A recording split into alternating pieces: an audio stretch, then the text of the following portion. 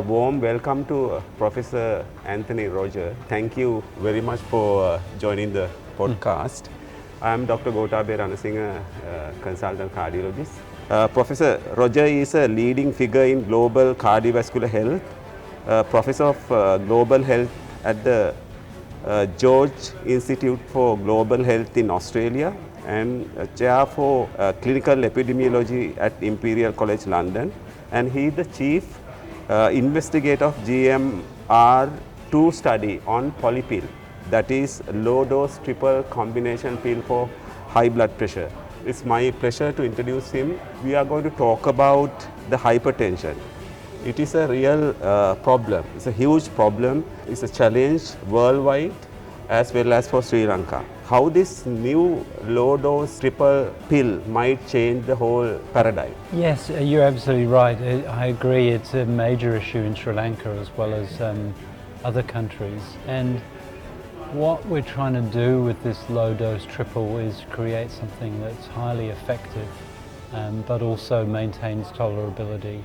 One drug is often not enough, so the idea is to have multiple drugs, and with the use of low doses you retain most of the benefits but avoid most of the side effects, and putting it in one pill is more convenient for patients to take.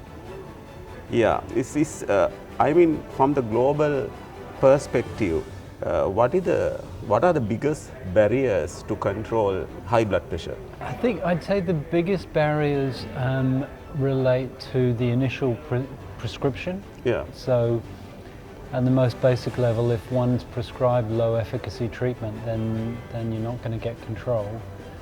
And then the second major barrier is just having the affordability and the convenience and adherence, so that keep taking a pill continuously is a demand for patients, and so anything that can support that. Yeah, so you're the chief investigator of this GMR2 study, the polypill.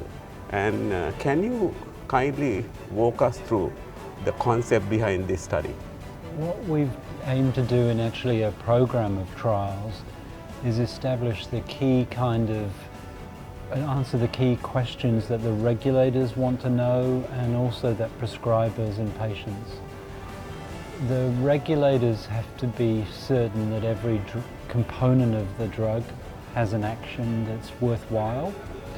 And so we did a large trial, and Sri Lanka was the biggest contributor to that trial, looking at triple versus all of the duals. And that showed superiority versus all of the duals. There was also a trial against placebo to look at the full effects and both the full tolerability, and one versus standard care in Nigeria. And most recently we've also conducted a trial looking at prevention of stroke in people who've had a recurrent hemorrhagic stroke. Okay, so what are the safety and side effect profiles of this new pill, multiple low dose combination pill? So from a safety and tolerability point of view, the key things that we've shown in the program thus far is a little bit of hypokalemia, and so there's some monitoring of hypokalemia, which is normally needed with diuretics. And also in the post-stroke population there was an increase in mild to moderate elevations of EGFR, and that's again standard monitoring and measurement criteria for that. But apart from that, those were the only issues. Benefits wise, I think, what do you think this new pill would give when it comes to hypertension control, high blood pressure control? Is there the side effect profile or the rapid control, the efficacy? Well, we hope a bit of both. I mean, certainly the key thing is rapid control and higher efficacy. The fact that it's done without a major increase in adverse effects is important also. Yeah, and do you expect any challenges when it comes to regulatory authorities in countries, especially in Asia, get this drug to the public? Well, I mean, it has been improved by the FDA, who do a very rigorous review, obviously, of all the data and the manufacturing and the quality of the manufacturing. And so we're hoping to put a proposal to the NMRA in Sri Lanka and other regulators, essentially asking them to also look at the same package that the FDA has approved. That's brilliant. And hopefully the fact that there was a lot of participants from this country will help also. Okay.